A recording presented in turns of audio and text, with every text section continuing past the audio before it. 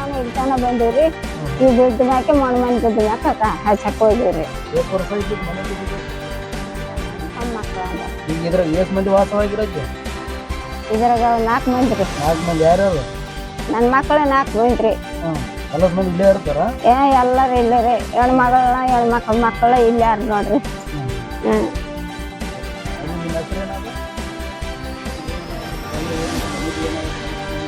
Sir ಇದು ಮೊದಲು ಮಣ್ಣು ಮನೆ ಐತ್ರಿ, ಇದ್ದು ಒಂದು 2 ವರ್ಷ ಐತ್ರಿ.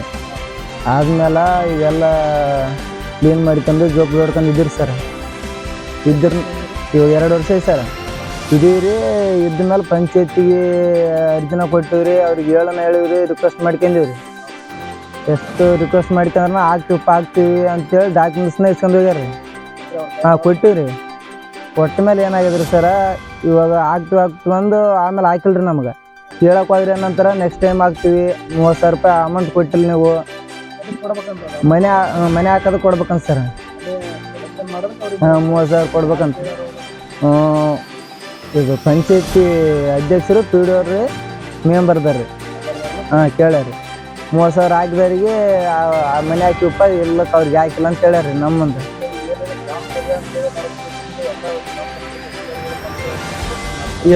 ಇಲ್ಲ ಮಾಡಿಲ್ರಿ ಸರ್. ಬಂದಿಲ್ಲ ಸರ್, ಬಂದಿಲ್ರಿ. ನಾವು ಇದ್ದಲ್ಲಿ ತನಕ ಕೊಟ್ರೆ ಕೇರ್ಲೆಸ್ ಮಾಡಿ ಇದು ಮಾಡ್ಯಾರ.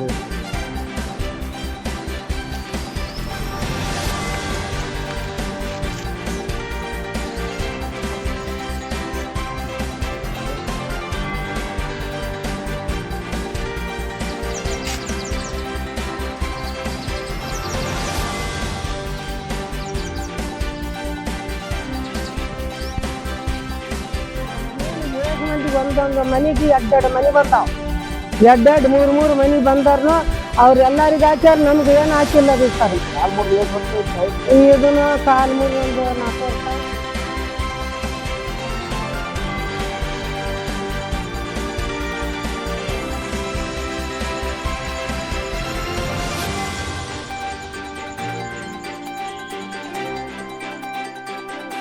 ಮೇಲ್ಪಟ್ಟು ಐತ್ರಿ 8 ವರ್ಷ ಚೆನ್ನಾಗೂ ಆಯ್ತು. ಅದು ನೋಡಿ ಏನಾರ ಮನೆಗೆ ಅರ್ಜಿಗಳು ಪಂಚಾಯತಿಗೂ ಹಾಕಿ ಕೊಟ್ಟಿವಿ. ಮತ್ತು ಅವ್ರ ಕೂಡ ಮಾತಾಡಿ ಒಂದೊಂದು ದಿವಸ ಹೋಗಿ ಕೇಸಿ ಕುಂತೀನಿ ಅಲ್ಲಿ ಇದ್ರ ಮುಂದೆ.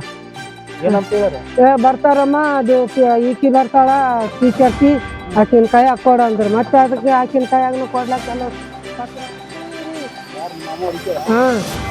ನಮ್ಮ ನಾವಿಬ್ಬರೇ. 3 ಜನ